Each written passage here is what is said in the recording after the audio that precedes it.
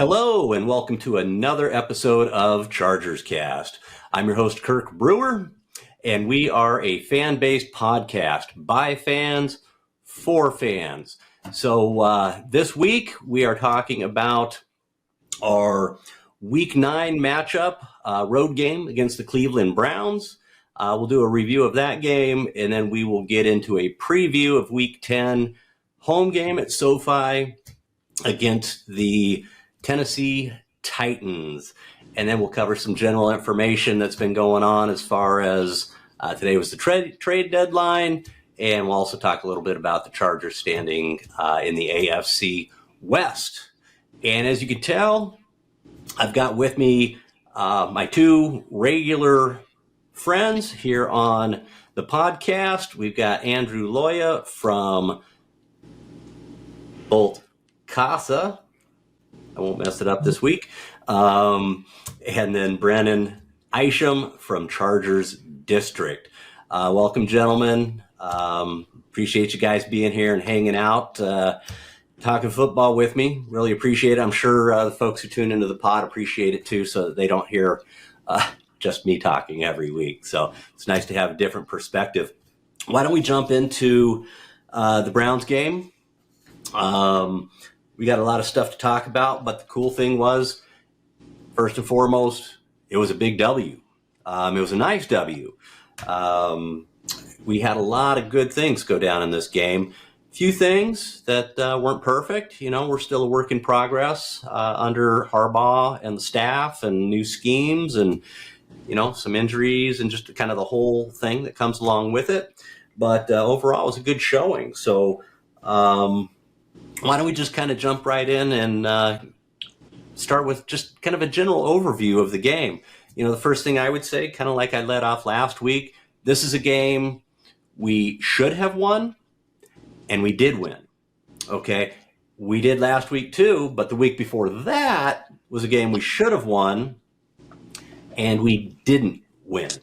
We got pushed around a little bit by a Cardinals team, which, by the way, the Cardinals turns out they're actually playing pretty good. It wasn't just against us. But it's a game we should have won. We went on the road in their house, and we won. And we didn't just squeak by. While it was a hard-fought battle, you look at the scoreboard, we won pretty handsomely. So what are your guys' just general overall takes from this game? And speak up, gentlemen. Andrew, Brennan, you know, there's no formality here. Just so overall, I think this was a good game. The big thing I wanted to say was, in the beginning of the season, it was known to be a rebuild for us. We got a way different coaching staff, way different roster. Seemed like it was going to be just a straight rebuild. We didn't know what Harbaugh was going to do, considering came from college, took a hiatus from the NFL for a while, and injuries like Herbert. So it was definitely going to be a season where we're working everything out. But the fact that we're 5-3 right now is, I think there's nothing that we should be complaining of. We already knew we were going to have stuff to work on, so the fact that we're 5-3 is really impressive, in my opinion. But I think you said it perfect, Kirk. We won the game we were supposed to. I think that's what we're seeing with Coach Harbaugh. He's realizing that, well, we're realizing that he's going to win the games that we should. Under the Staley era, I feel like it was always, are we going to win this? I'm not sure. It's always a toss-up, even though we should have won it by landslide. And it's not like we're keeping them close, too. The games that we should win, we're beating them by 2-3 scores. So I think that's overall impressive. So nice. Yeah, my overall summary was just the Cardinals game was a bummer game to drop. So when I looked at this week, I was like, this was a must-win game. You know, going at this stage and going forward, those games we've got to have. The Cardinals was enough damage, in my opinion, because I think the schedule does get a little harder after the Titans. But overall, I was impressed with the guys. I think that they refused to take no for an answer when things got a little crazy. There was a lot of momentum that they could have easily taken from us when those sacks started to come in. And, Sacks in the first half. our really good players met some adversity, but, we figured it out. We made some adjustments. And everyone was tested, and they played lights out, and they showed up in a really big way. So that was my big takeaway from the overall performance of the game. There's a lot we're going to dive into, but I love the fact that this team refused to take no for an answer, and they put a stamp on it. Yeah, I mean, it wasn't a cakewalk, right? They had to earn this win. This was a tough team that we played. Myles Garrett, it looked like he was going to just go off. I mean, he kind of did, but It looked like he was going to go off all day, and we found a solution to it. So yeah, I think that's a good summary. By the way, cheers on another W for our beloved Chargers. Cheers, boys. Got just a good, nice Modelo lager today, so it's my favorite. You sticking with the Rocky Mountain? I like it. I like the theme. I'm going dry today, boys.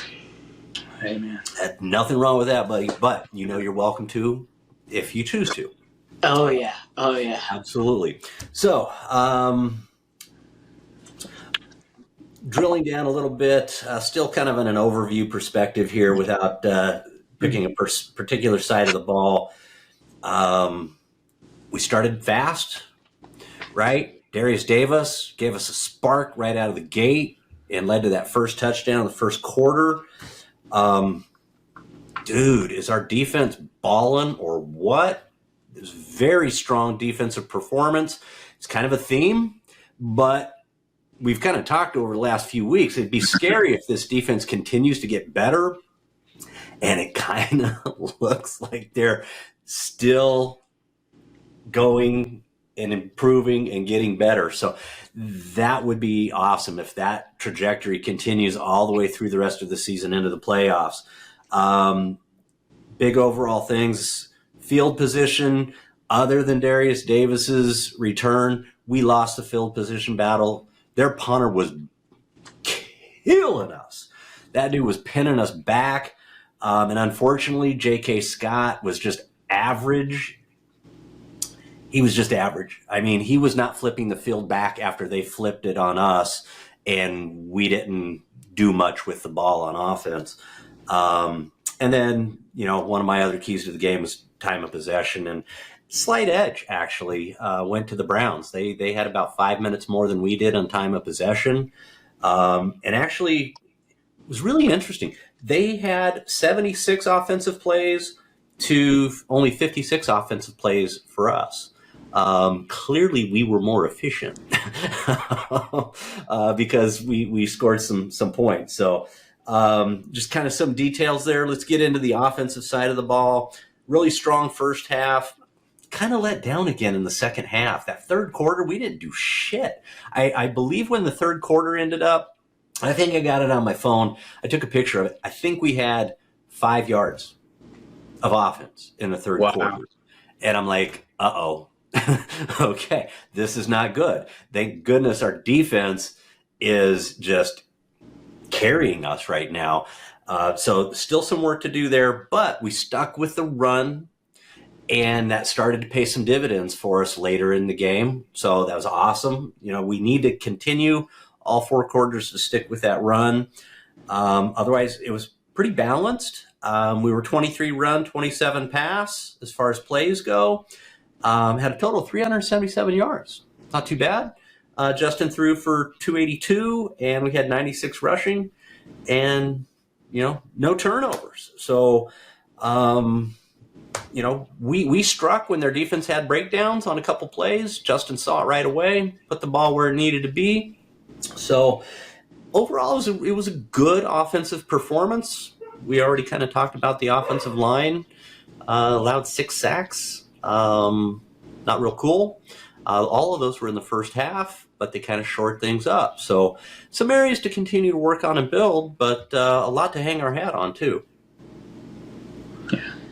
Yeah. So 3 guys I highlighted for the offense were Justin Herbert. The last 3 games he's been playing lights out.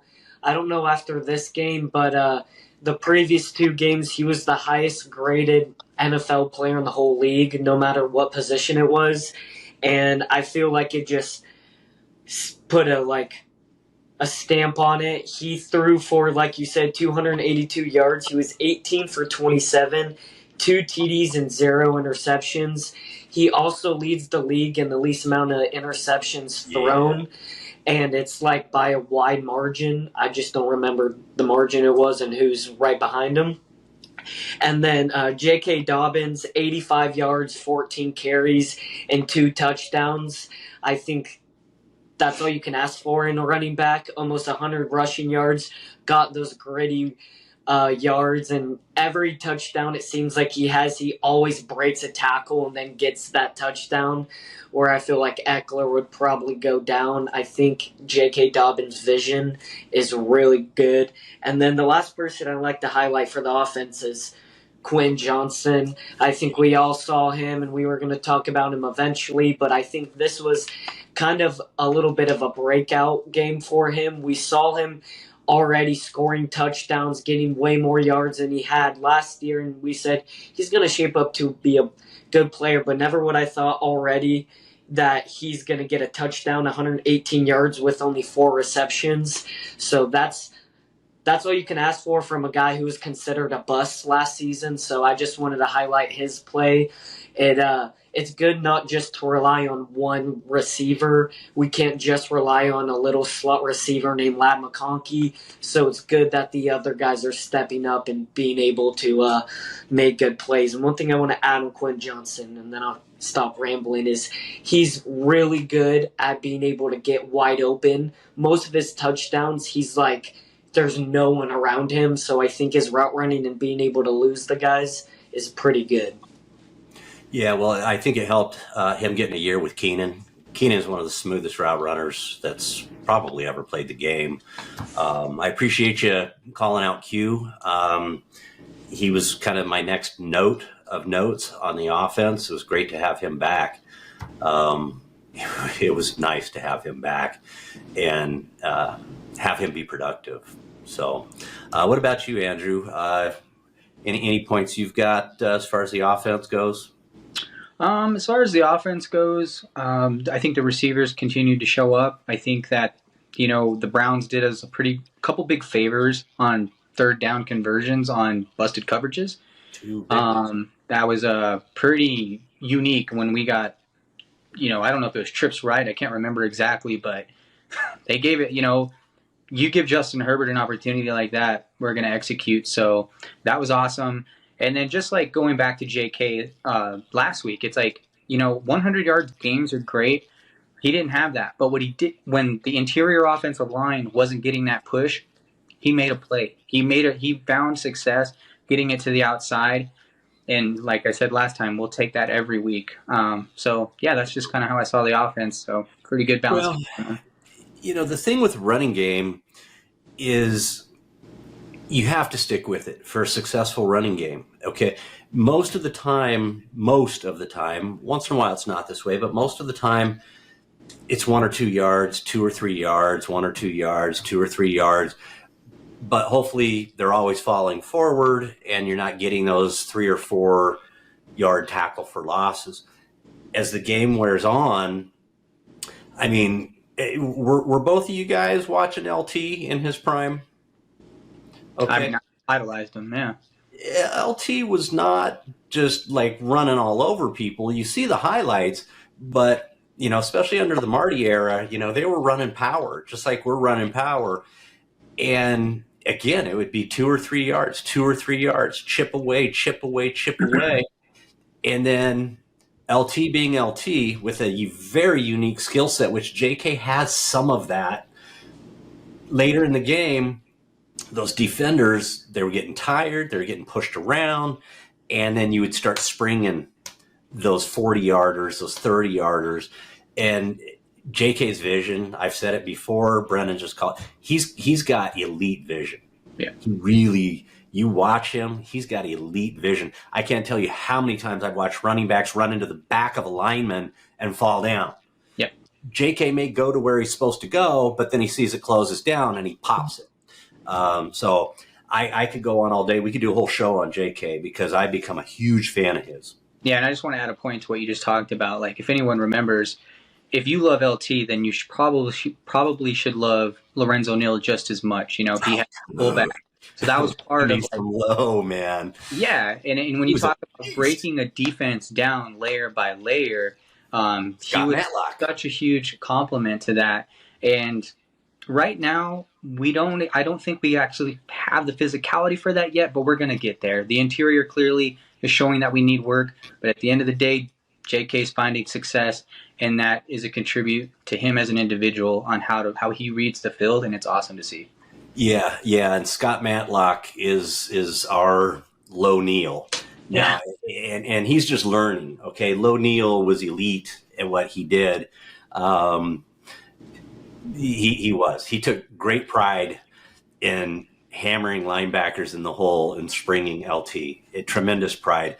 And if you guys didn't watch all of those LT games, during LT's prime, the left side of that line was center Nick Hardwick, who's now an assistant offensive line coach. And then we had Chris Dealman as our left guard. He was a converted defensive lineman, undrafted free agent, a mauler and a beast.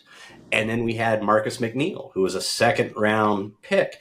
Those guys were elite and coached well.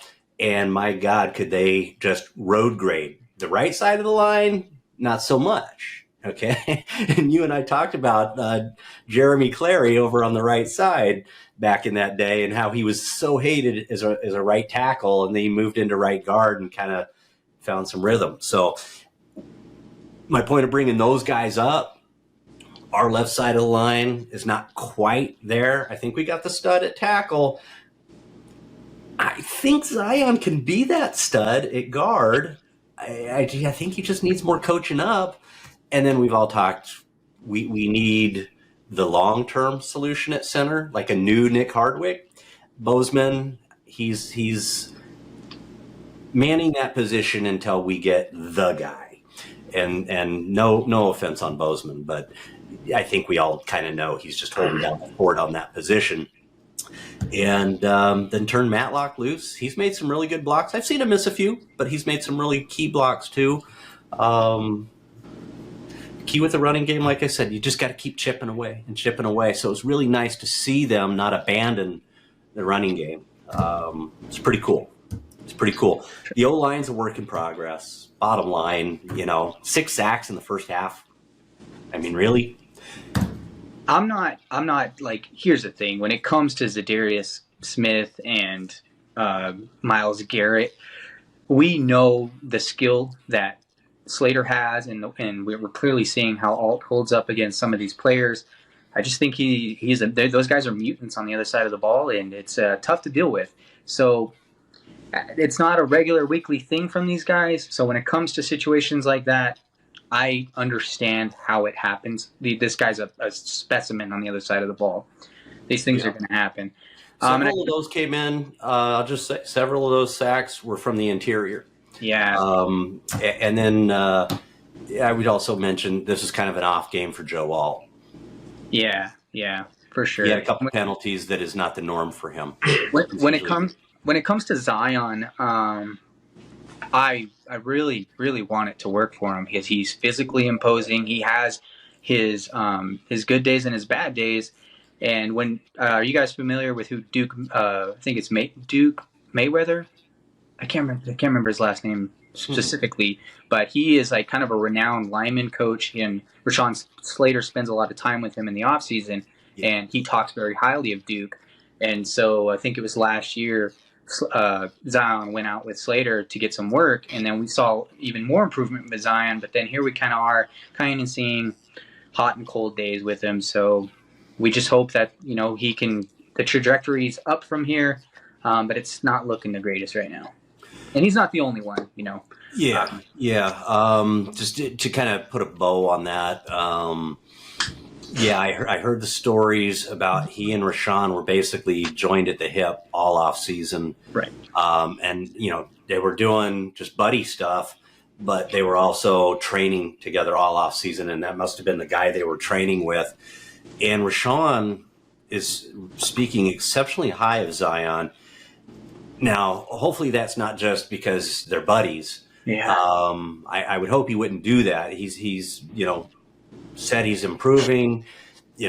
So fingers crossed that he's still super young. I mean, what is this his third year or is this second year? Third. I think this may be third. Third. Right. Third.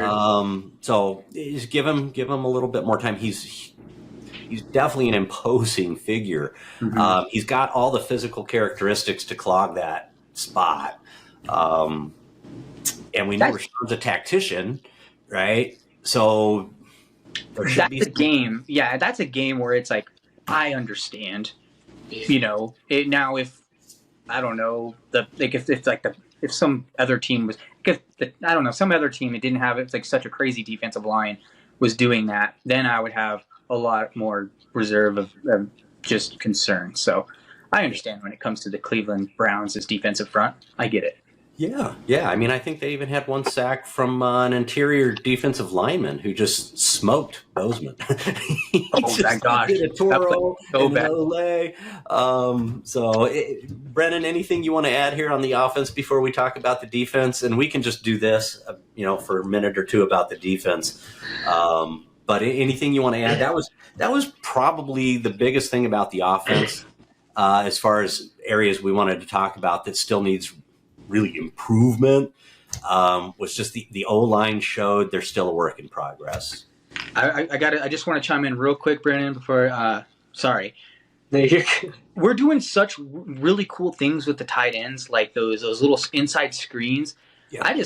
I really hope Hayden Hurst can come and I don't know where he's at, but imagine what this offense would look like with a really good pass catching tight end. And that's all I wanted to say. But the last thing on the offense, you have the floor. You're good. Yeah. I told you I've been jonesing for Gates the last couple games. So yes. Yeah, so I did want to touch on the O-line as well, just real quick, long story short. Rashawn and Joel both had 2 sacks apiece. They both let 2 sacks go, and a good amount of pressures for them. But what you guys were both saying, and Andrew was saying specifically, was against Darius Smith and Myles Garrett, I am not.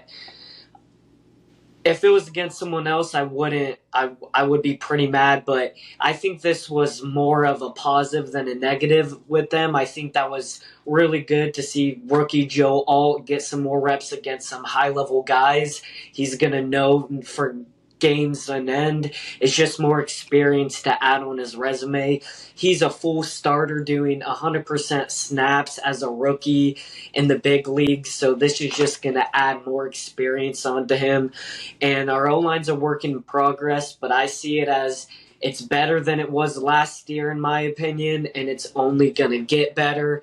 We got 2 of the best tackles in the league, and our interior, our coaching staff and Joe Ortiz and all of them know what they're going to do, know what they're doing. So it's going to be a work in progress, but they're going to add on to that interior and just make it a stone wall. And then the last thing I want to add is the receivers. I know you guys said this earlier, but they are really stepping up. I think about a couple games ago, we were really, really wanting a receiver. But honestly, after reflecting from this trade deadline, QJ's back from injury. We're going to get DJ Chark hopefully in a game or 2. And we have Lad McConk, who's shaping up to be a great slot.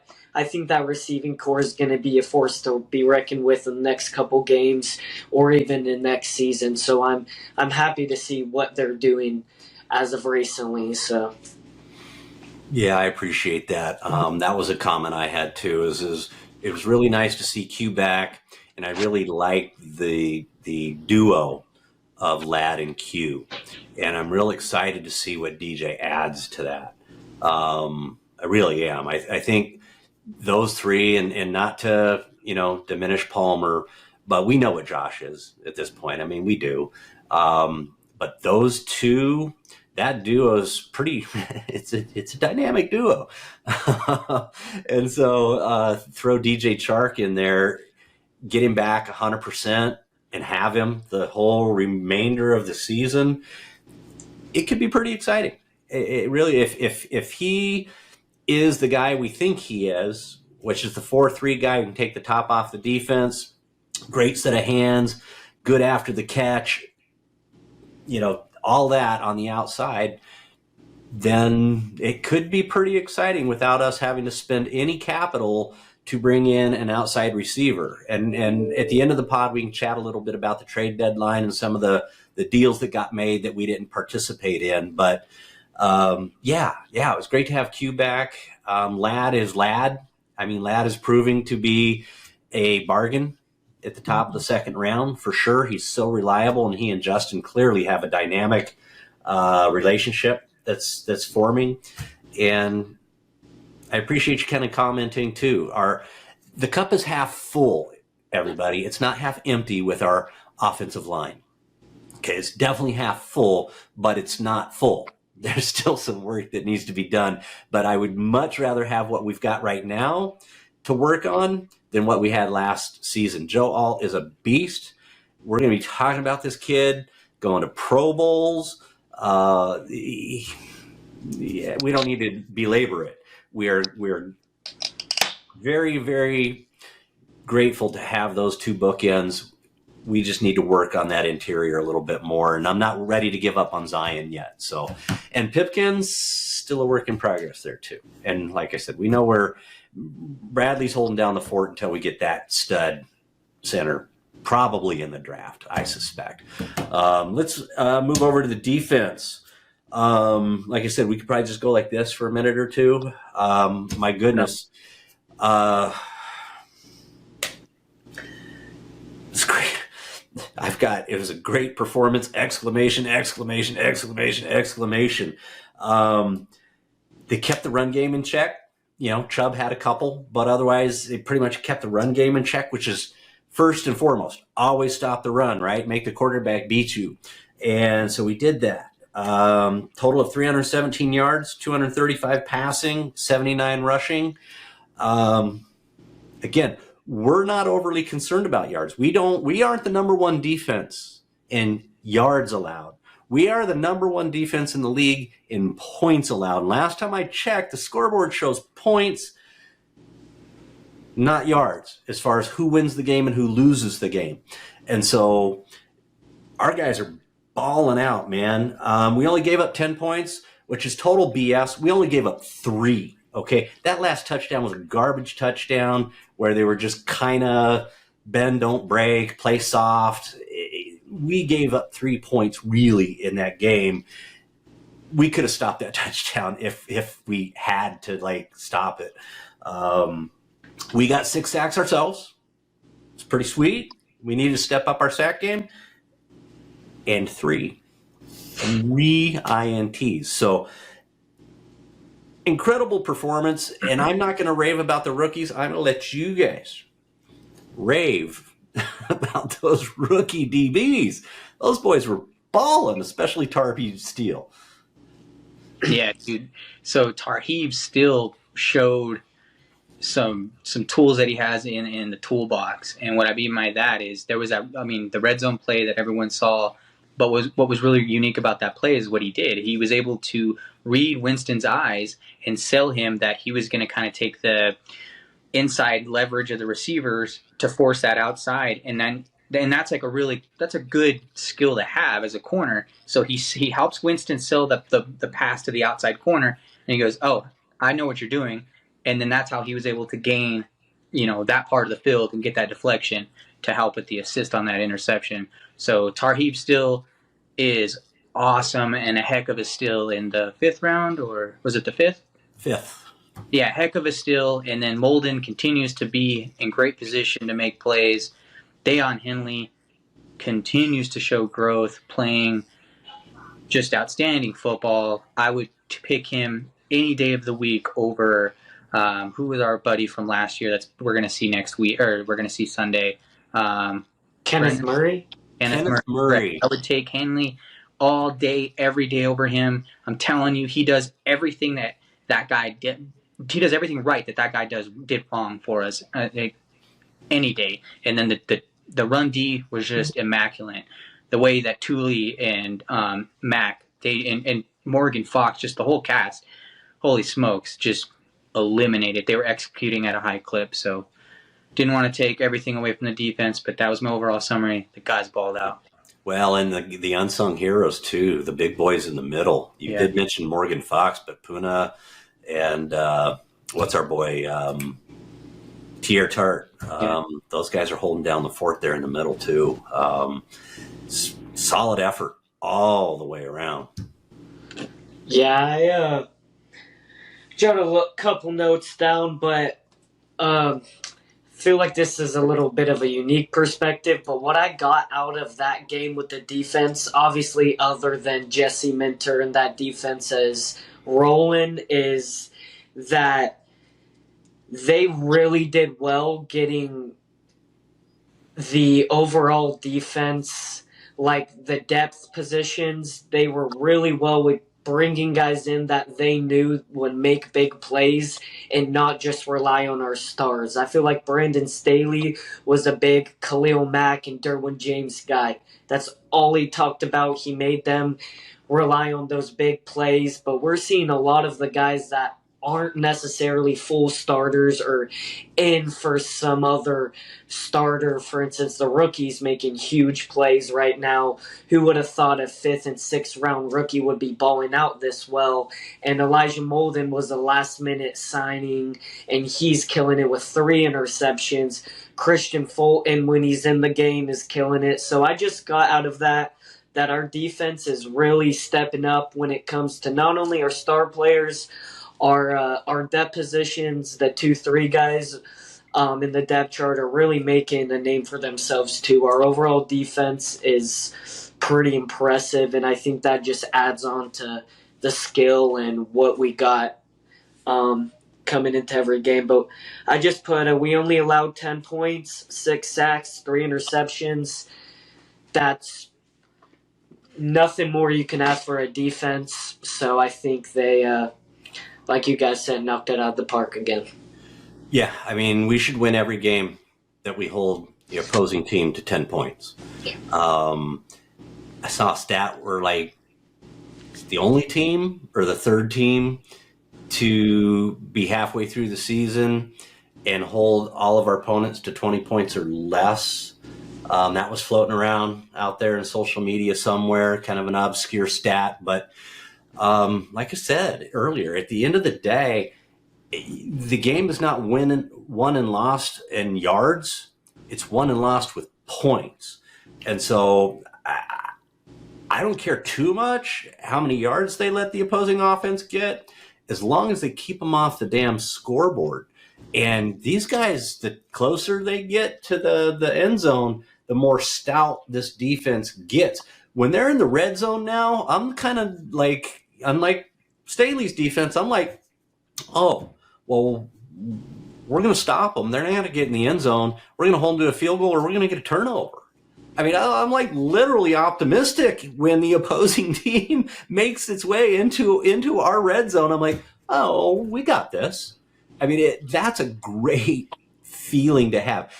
You think Joe Ortiz knows his business a little bit?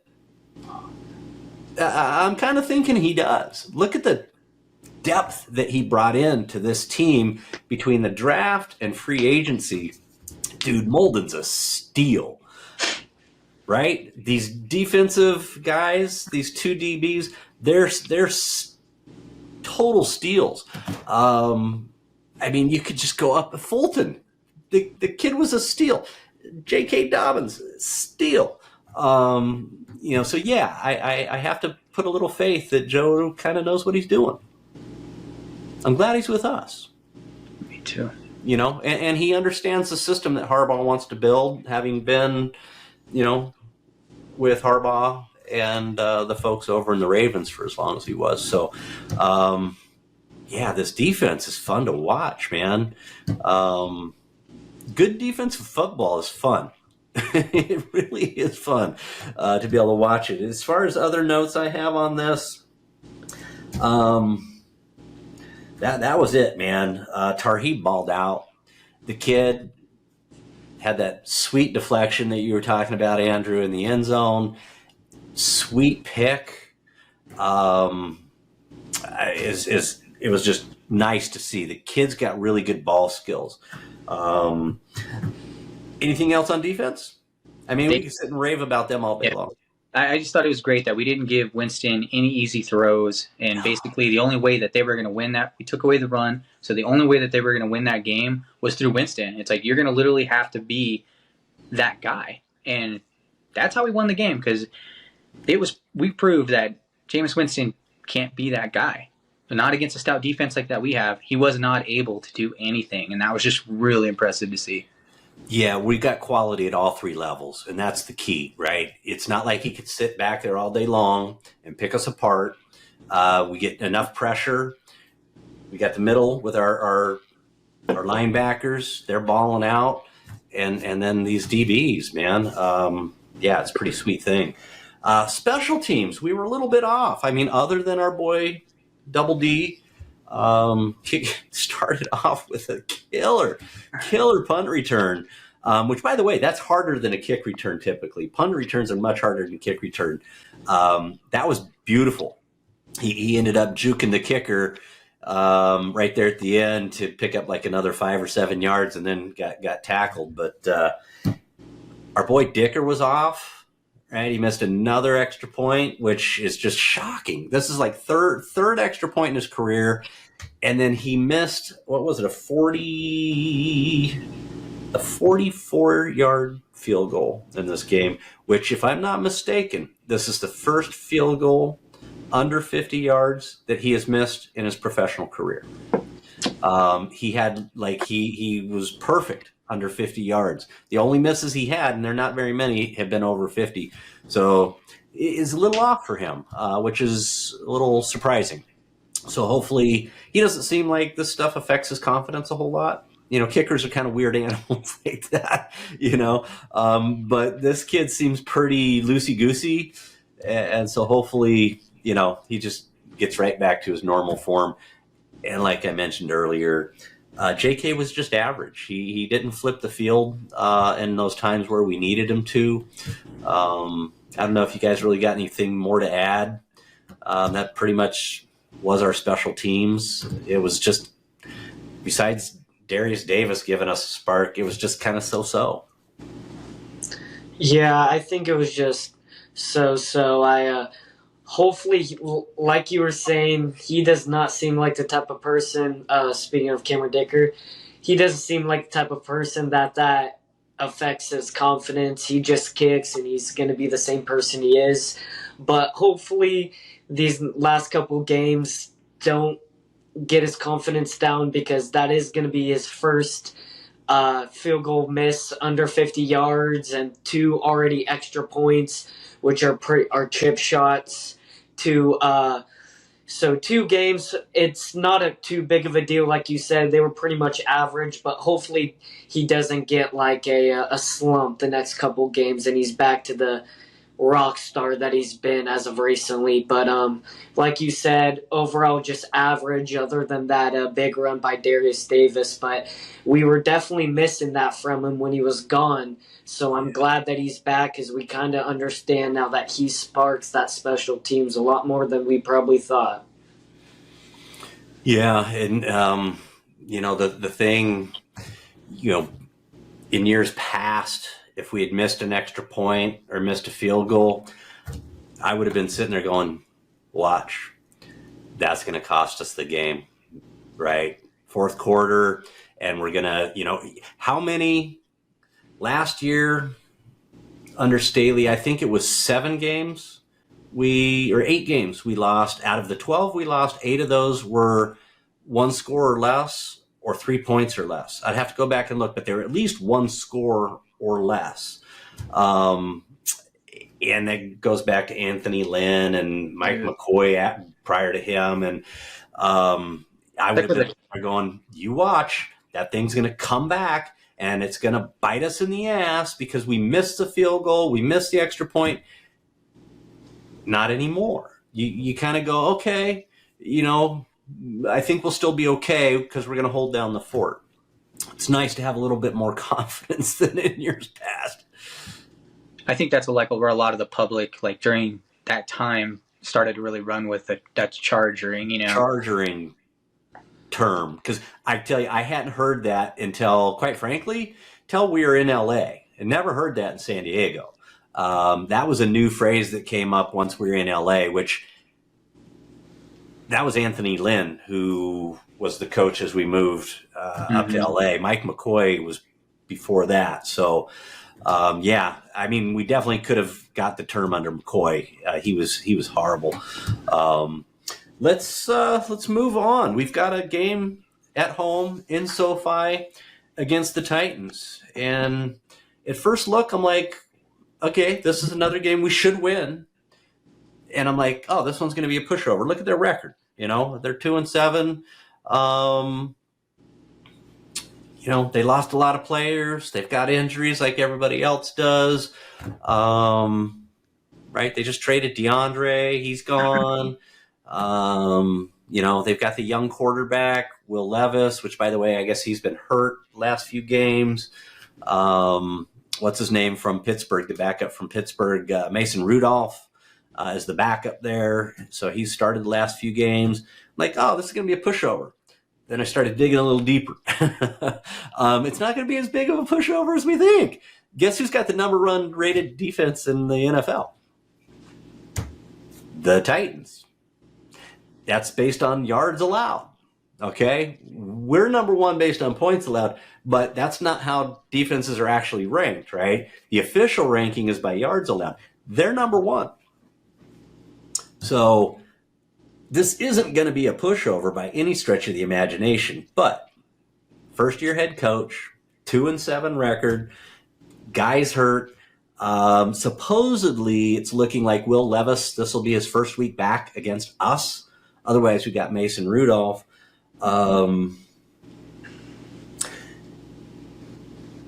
Tony Pollard from the Cowboys is the running back this season. He's a tough out. That guy's a tough running back.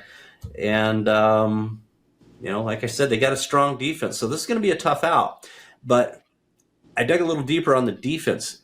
They're number one against the pass, but they're number 11 against the run.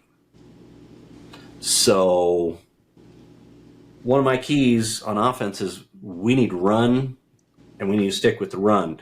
I don't know what you guys have seen out of the Titans so far, but that's kind of the big overall. Is they're not a pushover. We're gonna have to earn this win. We can win it, and we should win it, but we can't just call it in. We're gonna have to show up. We're gonna have to play what we're capable of playing. And this is a game where we should probably rely on the run. They're more susceptible to the run than they are the pass. So now I know they just lost.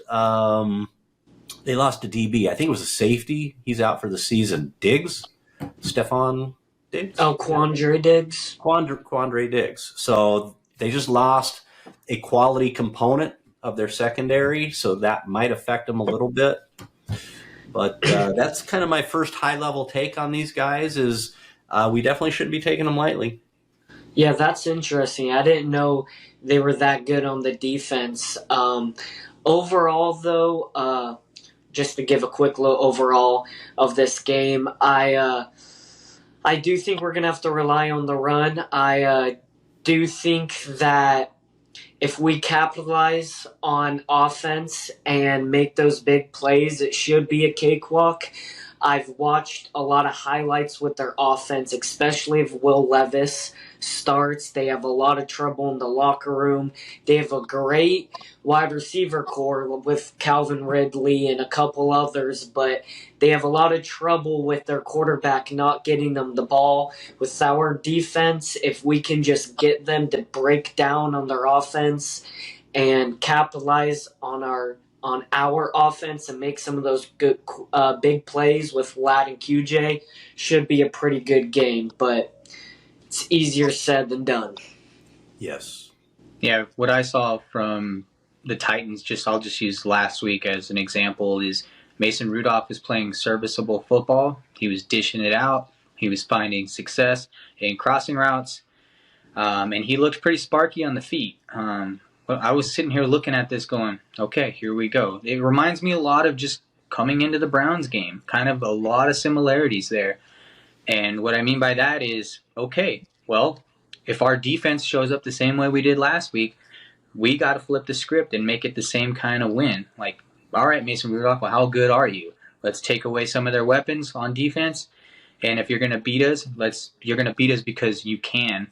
So, but I think our defense can do what we did last week, and I'm expecting them to do that in this matchup.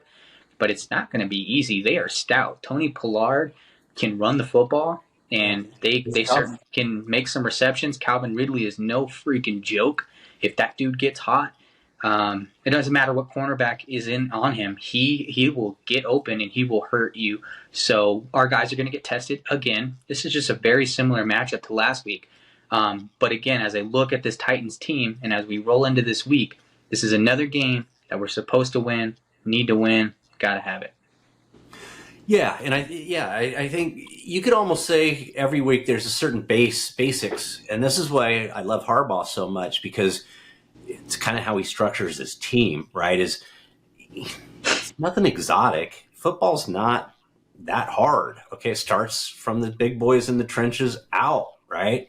And then a running game. And so the recipe for success here is going to be, like you said, the same last week. Shut down the running game, make them one-dimensional, and then make either one of these quarterbacks who are unproven. I like Mason Rudolph. I liked him when he was coming out. I really hoped we would get him to replace Stick back in the day.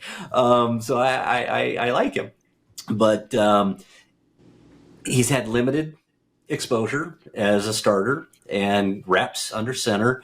And then Will Levis is in his second year, if I'm not mistaken. He's got some talent, but again, he's not a grizzled, seasoned veteran. So if we can make him one-dimensional, stop the run, slow it down anyway, and then let our boys eat, keep him off his spot, speed up his clock, like you'll hear me say all the time. These younger quarterbacks, man, you speed up their clock, they aren't adept at beating the blitz as much. And we don't blitz a whole lot, by the way. I think you guys have noticed that. Jesse Minter's not a blitzing freak.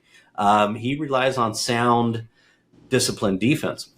But get that kid's clock sped up, and then let our DBs eat, because they're going to put the ball in harm's way once you speed up their clock, and they're thinking, Khalil Mack's going to eat me for lunch. So I think the recipe for success is pretty much the same, both on offense and defense. What I'm really excited to see offensively is, same thing. Like we said, we need to run the ball, stick with the run. And I think that'll pay dividends because their strength is their pass defense. But Quandre Diggs maybe causes us a little more openings than maybe in the past. And sustain drives. Sustain long drives. Did you guys notice Herbert didn't run at all against Cleveland? Oh, yeah. He didn't need to, but he didn't. So one of my keys to the game is get Herbert out again, because this is a good defense. Show a couple runs and make them have to think about that. That just adds a whole nother element to it. And to add to that, Drake May picked up 95 rushing yards against the Titans, but they completely eliminated the Patriots' run game. Ramondre Stevenson, is that his name? Yeah. For the Patriots, he had abysmal stats, didn't really do much on the ground, and they're not the worst run team in the NFL. But Drake May was able to scamper away. So yeah, that would be really nice to have if Justin can capitalize on that. Yeah, I mean, I would say J.K.'s probably better than that running back in New England. I would venture to guess to say our line's better than New England's line. That being said, though, having a mobile quarterback and have them show it so they can see it, not just on film, but live in the game, just a couple. So you've got that threat. It's going to spread things out and kind of open things up a little bit. And then we've been talking for weeks about this, but I believe this is finally the week of DJ Chark. I think this is the week we get DJ on the field. And so there's a whole nother element there that I'm going to be real interested to see, especially against a defense that's supposedly as good as these guys are against the pass. What does he bring to the game that's going to maybe open up the offense, and both passing and running. So I think we can handle these guys. It's just, it's not going to be a pushover. We can't take them lightly, and I don't think Harbaugh takes anybody lightly. And I don't think he'll let his players take anybody lightly. But we got to show up and we got to play. And it looks like these guys are enjoying playing together, and they got a certain amount of pride. So I think they're going to take care of business. But we can't count these guys out. I think they're going to make it hard for us, and it could be a hard-fought battle. Yeah, it's funny, the last 2 points you were making, those are the last two I was going to make. So number one, Remake? I think number one, I think it's great to have a coach that doesn't take any team lightly. Like the first game going in, and I mean, against the second game going against the Panthers, he was saying that they're going to be one of the best teams in the NFL, regardless of what they're doing. Him treating them as a great team kind of correlates to us just going balls to the wall and playing the best football we can. So I like that, because no matter what, I think that's why we lost a lot of games last year, because we thought we were going to beat them and have this confidence, and they were really, really surprising us on some plays. So I'm excited to see what we do, because I know we're going to try 100%, 110%, and give it to them. But the last thing is QJ coming back, I think opens up a lot. I think not only do the Browns have a good D-line, but their DBs are also pretty dang good. And I think we were showing what we can do with the receivers, regardless of their blown coverages. I think we drew some of those blown coverages on purpose, and then I think QJ coming in just opens up Ladd, and Ladd opens up QJ, which I think just helps out. We saw Palmer getting after it a little bit too, getting in the end zone. And like you said, DJ Chark, if he goes in next game, I think that just adds more for Greg Roman's arsenal, and I think it's going to open a lot more, whether it's just in running or doing a lot of play actions or even bombing it down the field more. So it's going to be exciting to see. I agree. Andrew? How about Josh Palmer's backside fade? He's got such a sick backside fade. You know what I'm talking about? When he turns around. That was cool. So that was really nice. Beauty. What Absolutely. a compliment for him. Yeah, so as long as everyone kind of continues to do what we were doing, but I think most importantly, I mean, the second half is clearly a problem, so hopefully we can figure it out in this game and keep it going. But to me, it just comes back to that defense. This is such a similar game, and if we play to our potential, this should be a good way for us to win the game. I think hopefully Mason Rudolph's the quarterback, prove that he can. I don't think he's going to be able to prove it against our defense. If our defense plays at the level that they can, I think that's how we're going to win this football game. We're going to shut them out like that. Yeah. Oh, I'd love to see a shutout. I like that word. Love to see a shutout this game. Love to see our defense put a goose egg up. That would be sweet. The one thing I wanted to mention today, again, we've talked about him several times. It's so nice to have QJ back. But one of the things I noticed, and I'm sure I've seen this before, but it stood out to me in this game, is when we had that broken coverage and Justin hit him on that 66-yard touchdown, was once he got the ball and that DB was closing on him, he kicked in an afterburner that I was like, oh, QJ's got another gear. And he's smooth. He's really sneaky fast because he's smooth in his quickness, but he's a big, fast guy. I mean, he's got the physical traits to really be special. It's just sad he had a really tough rookie season being misused by a coaching staff that didn't use him properly, I guess. Sanjay Lau, I think, was another good pickup from a coaching perspective. Thank goodness that they broke things up in Seattle, and we were able to pilfer that dude off of their staff. So kudos to Harbaugh. His brother said, I don't know if you guys heard this in the off season, because his brother, they were always asking him about Jim coming back to the NFL. And one of the things he said is he is the best builder of football teams I've ever known. And that's not just players, that's staff as well. So I think our boys, we're starting to see some dividends from that. And let's hope we continue to see it. Real quick, let's kind of talk some health status of our roster. I don't know if you guys saw, Khalil was grabbing I think it was his right quad or groin there at the end. I think he kind of tweaked something, and he went to the sidelines and sat down, and he was kind of grimacing a little bit, and I think he was kind of cussing a little bit too. Haven't heard anything yet. It's obviously early in the week. It's Tuesday. Fingers crossed that he's a beast. He's not like Joey. Sorry, Joey, but it's like Joey gets a hangnail and he's out, right? At least that's how it appears as a fan. Okay, I'm not on the inside, so I just say it like it is. As a fan, it appears like every time Joey gets a hangnail, he's out. And Khalil's banged up, but he's never out, right? So keep an eye on that.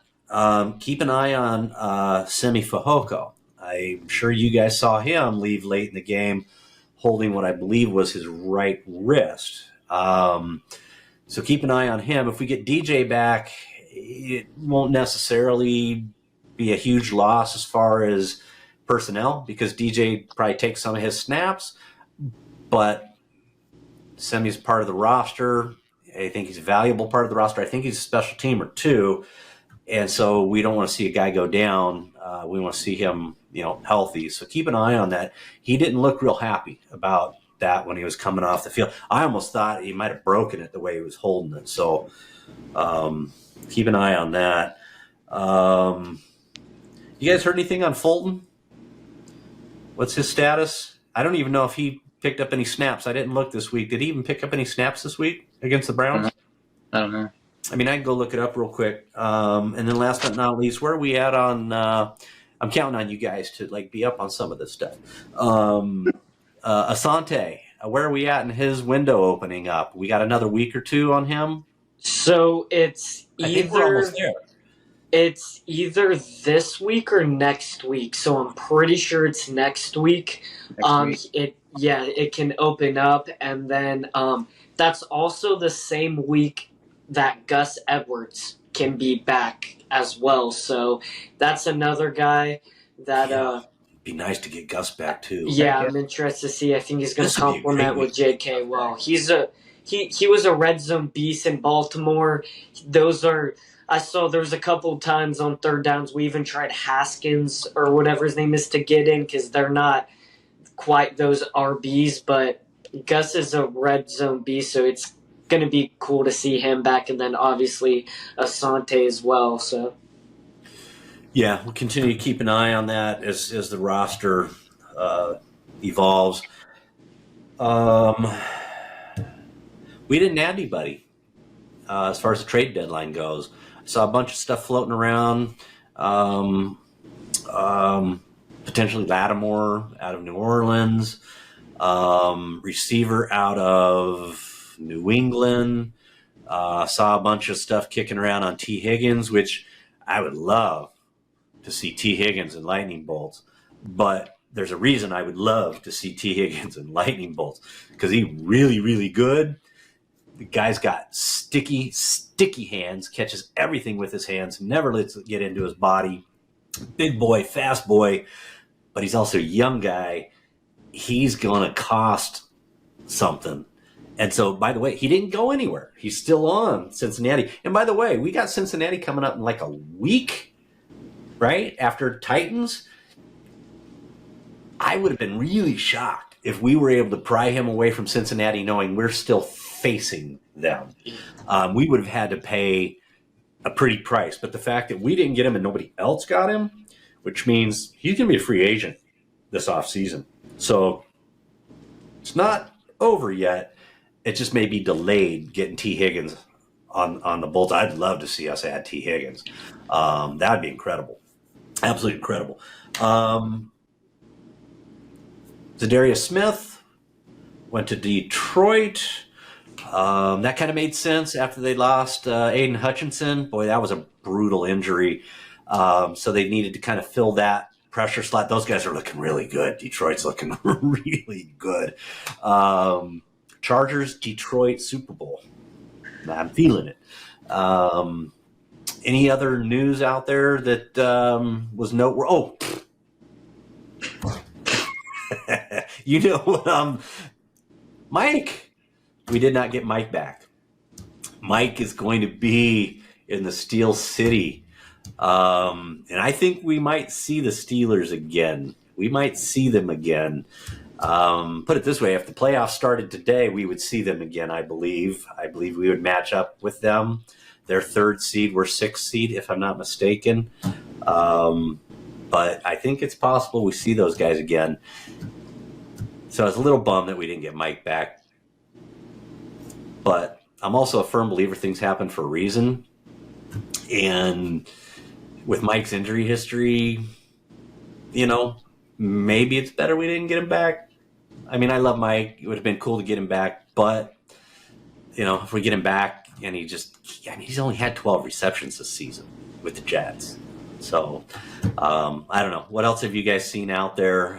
Moves, noteworthy stuff, any comments on the trade deadline before we roll into, you know, kind of finishing things up here? I mean, the main thing I saw was that Patriots wide receiver, his name is KJ Osborne. They were in trade talks heavily, apparently, and it seemed very likely that we were going to get that guy. In Minnesota, he was pretty good, but he's dipped down a little bit since being in New England. I'm pretty sure this is his first year.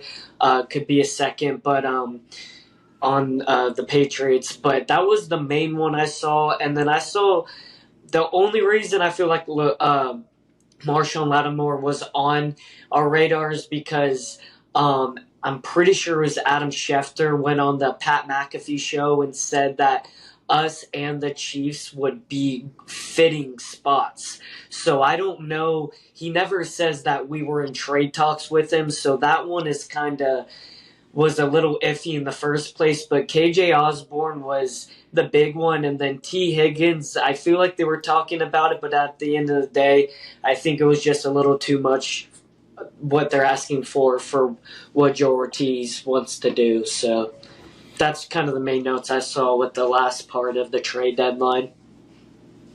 Yeah, not picking anybody up. To me, I just try to keep in mind of the big picture. And, you know, I've seen graphics of our numbers, you know, our salary cap going into next year, and we're in a pretty darn good position after this year. Not to mention, you know, we could speculate on what's going to happen. You know, we're looking at some older players that we're probably going to move on from.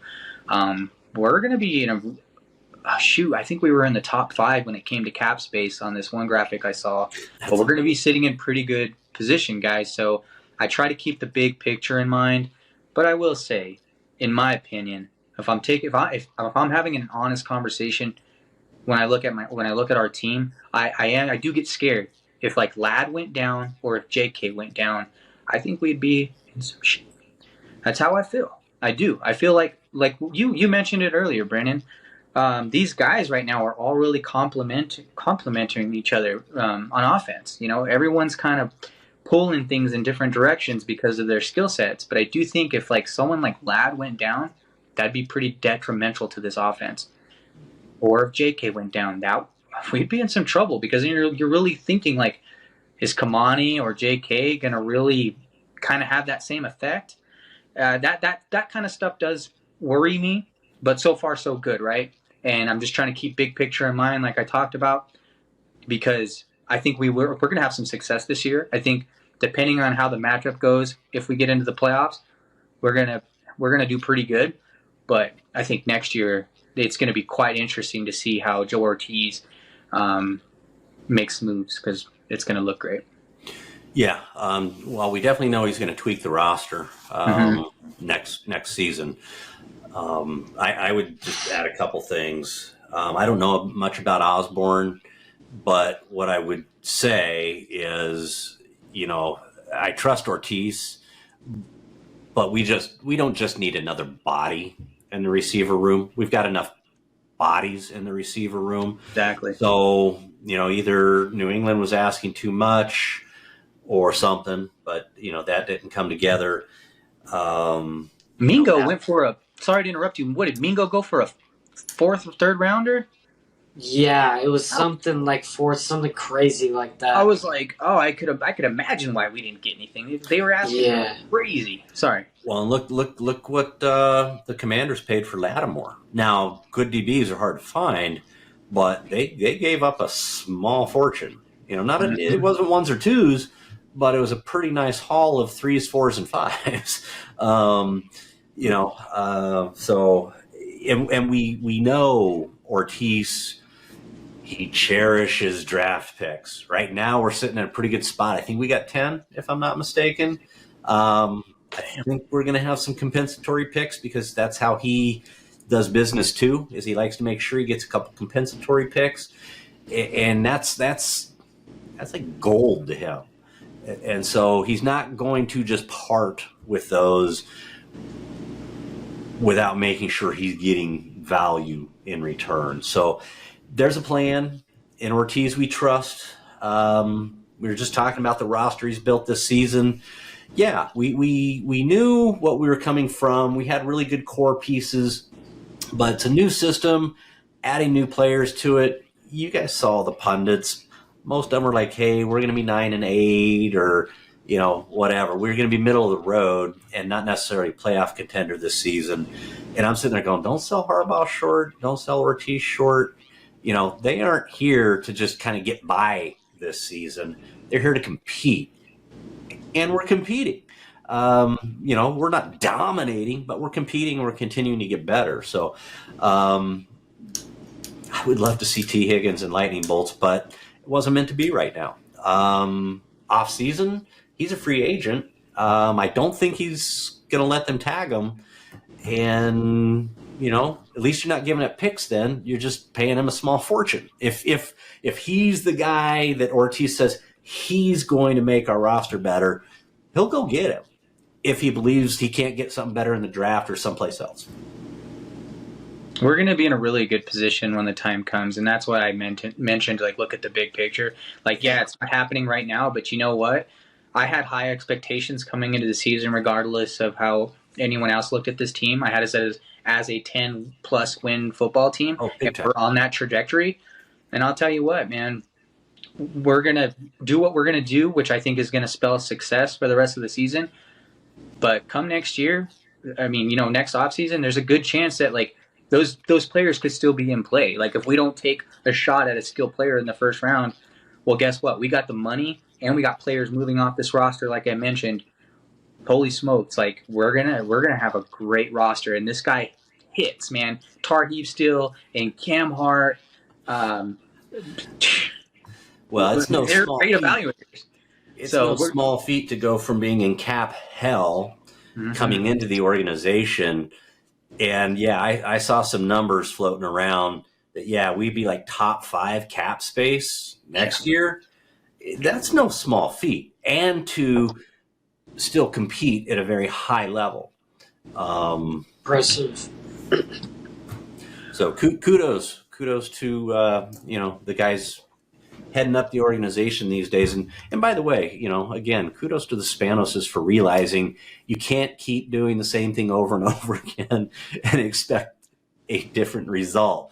They finally broke the mold, and I think that's because what's his name, the son, John Spanos, is much more actively involved now.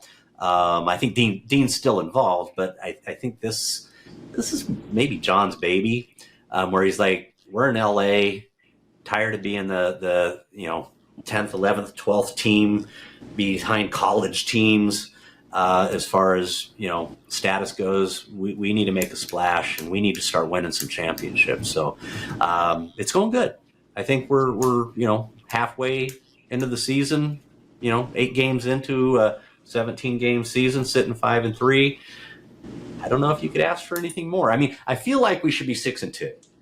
We really shouldn't have dropped that Cardinals game, but we did. Should have beat the Chiefs. Shoot, man. We should have beat those guys. We get another crack at them.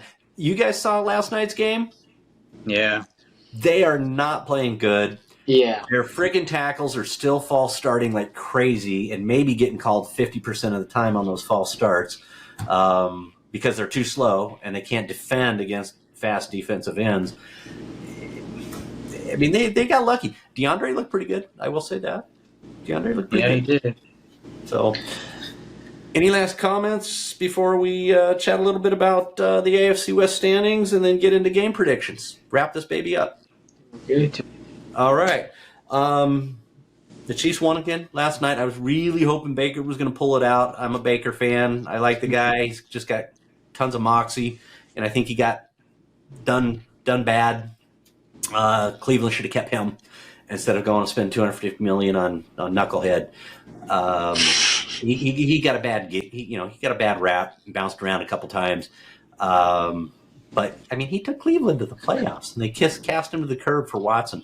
So that alone made me a Bakers fan, just because he's resilient and he's balling out in Tampa Bay. So I was really hoping they would pull that one out, because I also root against the Chiefs, of course. But those bastards, they pulled it out in overtime because they won the coin flip. Never take tails, Baker. Never take tails. It's always heads. So they're 8-0. Now, Denver got spanked around pretty good this weekend. And so they lost. They're 5-4. So they dropped to third. And we won. We're 5-3. So we moved back up into second. Like I said, if the playoffs started today, you see that stuff all the time. Playoffs started today, we're in, and we're like the 6th seed. To me, that's always kind of annoying, because the playoffs don't start today. We still, we still have how many games? We've played 8, so we've still got 9 games to play. A lot can change. Even for an 8-0 team, by the way, there's still 9 games to play. A lot can change. So, and then Raiders are pulling up the rear. They fired Getsy. I think people have been calling that for a while. Fired a couple other guys. And they're bringing in Norv Turner as an offensive consultant. So, yeah, we'll see how that works out for those guys. So that's where we sit right now in the AFC West. I think, I don't think we could be too upset with that, right? We're sitting in second, 5-3. Not considering the Chiefs are undefeated. By heck no. Yeah, and I mean, we had some big roster turnover. We were in cap hell, coaching staff changes, scheme changes. I mean, I don't think you can ask for anything more than that at this point. So let's get into predictions, and we'll sign off. Nobody really pulled it out this week. We all we missed it. Let's see. Andrew, you had 20-14. Brennan had 27-24. I had 24-17. We all missed it. Brennan, congrats to you. You got the Chargers number, but you sold our defense way short, so I'm not giving you too much credit for that one, my man. I mean, you sold our defense way short. And Andrew, you and I didn't sell them too much better. I mean, technically they scored 10 points against us, so you would have been closest on that. But like I said, they really only scored 3 on us. That last touchdown was kind of a garbage touchdown, so it would have been nice to stop them and hold them to 3. But let's see. Is anybody dying to go first? If not, I'll do the honors. Yeah. All right. I think this is going to be a hard-fought battle. Our defense is good. Their defense is good. I think our offense is better than their offense. Or I think our defense is better than their defense. But you're kind of talking 2 number 1 ranked defenses, right? They're number 1 in yards. We're number 1 in points. So I think this is going to be a relatively low-scoring game. I think we're 17-10 Chargers. I like it. I like it a lot. I'm going to go the opposite. And honestly, I did not invest a lot of thought into this, guys. But I'm going to take a 32-14 win Chargers. Holy smokes. We just put up points on the board. We let a couple of touchdowns go. We kicked their ass. That's what I think is going to happen. 32-14, you said? Yeah, why not? I like it. Yeah, why not? I hope you're right and I'm wrong. I'll tell you that. Yeah, I'm gonna go bold too. I'm personally, this might be a casual take, but they're 2-7 for a reason, or 2-6 for a reason. I used to be a big Will Levis guy. I don't think they're even Mason Rudolph, because my friend's a Steelers fan. I know these QBs pretty well. I don't think their offense, even on a good day, is going to be able to do anything with our defense. So that being said, I'm going 24-3 Chargers. Hell yeah. You learned your lesson from last week, huh? But last time I said that with our defense, I said that, and then the Cardinals, out of all teams, put 17 on us. So then I try to go higher, and it's not going right for me right now. Maybe you just always go higher, and then we just beat the snot out of your number with our defense. But we'll see how it works out this week. Yeah. Okay, so we're all in on the Chargers coming in. SoFi home game, taking care of business against a team that's downtrodden at 2-7 with a first-year head coach. So, we should take care of business and win this game. Should be a fun one. It'll be interesting to see how it takes shape and really watch this defense. I haven't watched a lot of the Titans this season. Really haven't seen much of them. So looking forward to watching this game and seeing what our boys do against these guys, especially a defense, again, kind of like last week. It's a pretty good defense. So for whatever reason, it's not translating to wins for these guys. And probably gets back to the whole premise that I talked about earlier. Yards aren't on the scoreboard. It's points on the scoreboard. So, they're holding teams to less yards. But clearly, those teams are scoring more points than their offense is scoring. So even if it's 3-0, right? They're still getting outscored. So, and I didn't look at the point differential between points for and points against these guys. I probably should have done that. So, all right, guys, you guys ready to wrap this one up? Yeah, let's do it. Awesome. That's it for another episode of ChargersCast. Appreciate you guys hanging out with us. Talking about our Los Angeles Chargers. Looking for another win this week. If you guys haven't done so already, do me a favor. Go down below, give us a like, give us a subscribe, click the little bell, and that way when the next podcast drop, you get notification on that. And I'd really appreciate it if you leave us some comments down below as well. I haven't really get much comments, but we'd love to get them. Look forward to respond to them. Whether you agree with our take here, any of our takes, or you disagree, or you just have something maybe a little bit different take to add to the conversation. Love to hear your comments and interact with you guys. So do me a favor, leave those comments. Otherwise, that is it for another episode of ChargersCast. For Andrew from Bolt Casa and Brennan from Chargers District, do me a favor. Those guys are out on Instagram. If you haven't already, give those guys a follow.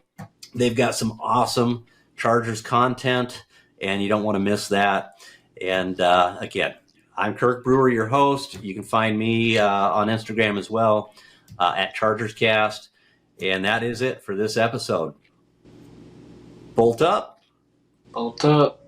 See you next week.